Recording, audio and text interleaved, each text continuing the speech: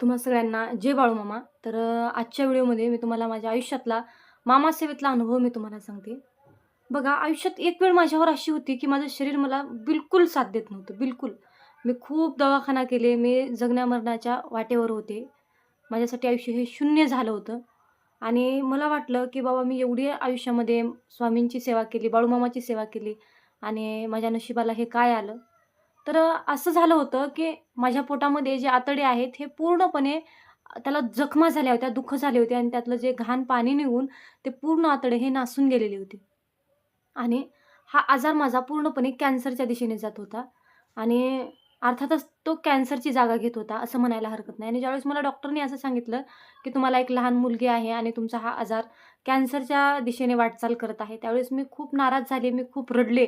मी सगळ्यांना सांगून मी खूप रडले. आयुष्यामध्ये धरून रडण्यासाठी सुद्धा माझ्याकडे कोणी नाही आणि मला कुठेतरी खूप वाईट वाटत होतं. परंतु देवावर तर मी खूप नाराज झाले. मी बाळूमामांवर नाराज झाले. मी देवाची पूजा, सेवा करणं मी सगळं काही सोडून दिलं. घरातल्या देवावर पूर्णपणे धूळ साठली होती आणि आता वाटलं की आयुष्य सगळं सगळं संपलंय माझं. पण ज्यावेळेस मरण दिसतं त्यावेळेस लेकराचा खूप विचार यायचा मला. वाटायचं एकच लेकरू आहे. जर माझ्या नशिबात हेच दुःख त्याला देवाला द्यायचं होतं, तर मला एक लेकरू का दिलं? आणि त्यातल्या त्यात त्यानं आई म्हणून कुणाकडे बघावं किंवा माझ्यासारखी माया त्याला कोण लावल? बाप हा बापच असतो शेवटी आईच्या माघारी. मला असे खूप सारे विचार यायचे आणि मग मी असं ठरवलं, की बाबा आपण एकदा आदमापूरला जायचं आणि बाळूमामांना एकदा शेवटचं भेटून यायचं.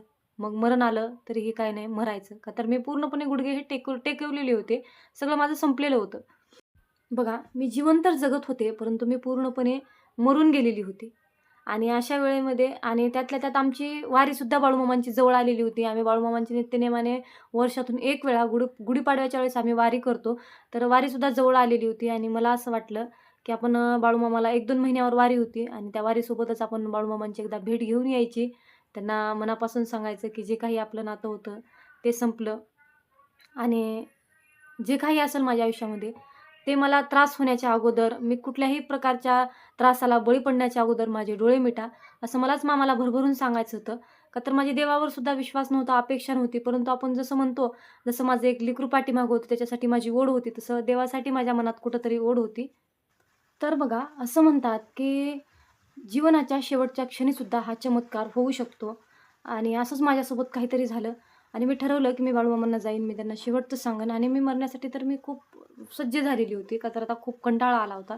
जिथं आशा घेऊन बसली होती, तिथं माझ्या पदरामध्ये निराशाच पडलेली होती.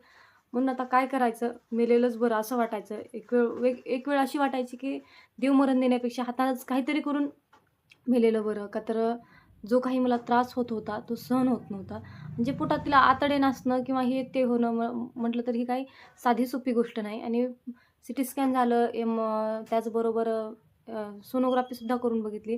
तर जे काही आहे ते वाढतच होतं. त्यामुळं कमी होईल ह्याची तर आशा माझी पूर्णपणे मी सोडूनच दिलेली होती. पण ज्यावेळेस मी 2 महिन्यानंतर वारी जवळ आली आणि मी आदमापूरला जाण्यासाठी निघाले, त्यावेळेस मला खूप साऱ्या उलट्या, ताप चालू झाला. आदमापूरला जायचं म्हटलं की मला खूप सारा ताप, उलट्या चालू झाल्या आणि त्यासाठी मी परत हॉस्पिटलमध्ये गेले. मी हॉस्पिटलमध्ये मी हॉस्पिटलमध्ये गेल्यानंतर मला डॉक्टरांनी असं सांगितलं, की जे काही तुम्हाला उलट्या होत आहेत किंवा ताप वगैरे येत आहे, तर ही कॉमनली गोष्ट आहे आणि त्यामध्ये तुम्ही प्रेग्नंट आहात म्हणून तुम्हाला उलट्याचा त्रास होत आहे, असं मला डॉक्टरांनी सांगितलं.